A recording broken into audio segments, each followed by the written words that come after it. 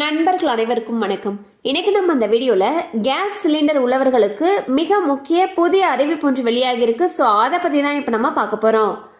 August மாதம் முதல் gas cylinder வாங்குவதில் முக்கியமான சில கட்டுப்பாடுகள் விதிக்கப்படலாம் என்று தகவல் வெளியாகியுள்ளது.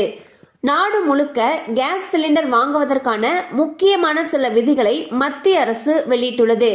அதன்படி கேஸ் சிலிண்டர் வாங்குவதில் குறிப்பிட்ட கட்டுப்பாடு ஒன்று விதிக்கப்பட்டுள்ளது. கடந்த சில மாதங்களாக எல்பிஜி சிலிண்டர் நுகர்வோருடைய பயோமெட்ரிக் சான்றுகளின் அங்கீகாரம் நுகர்வோரின் வீட்டு வாசலில் மேற்கொள்ளப்பட்டு வருகிறது.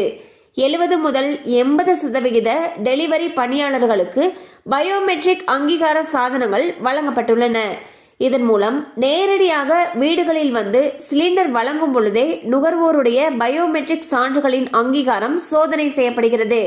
மேலும் எல்பிஜி சிலிண்டர்களை வீட்டு வாசலில் டெலிவரி செய்யும் பொழுது டெலிவரி செய்பவர்கள் உங்கள் பயோமெட்ரிக்கை சோதனை செய்து ஆதார் விவரங்கள் உங்களுடையதா என்பதை சோதனை செய்வார்கள்.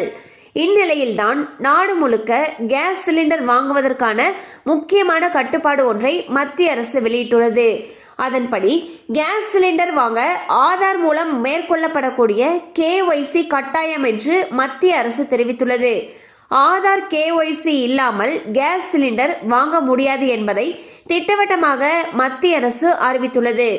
மானியத்துடன் கூடிய எல்பிஜியை பயன்படுத்தும் வாடிக்கையாளர்களால் வழங்கப்பட்ட ஆதாரை அங்கீகரிப்பதற்காக மட்டுமே இந்த பயிற்சி மேற்கொள்ளப்படுகிறது. வாடிக்கையாளர்கள் ஒத்துழைப்பு தருமாறு பயோமெட்ரிக் அங்கீகாரத்தை பெறுமாறு கேட்டுக்கொள்ளப்படுகின்றனர் என்றும் சிலிண்டர் நிறுவனங்கள் தெரிவித்து வருகின்றன. ஸோ பாத்தீங்கன்னா இனி கேஸ் சிலிண்டர் வாங்குறதுக்கு ஆதார் மூலம் மேற்கொள்ளப்படக்கூடிய KYC கட்டாயம் என்று மத்திய அரசு சொல்லியிருக்காங்க.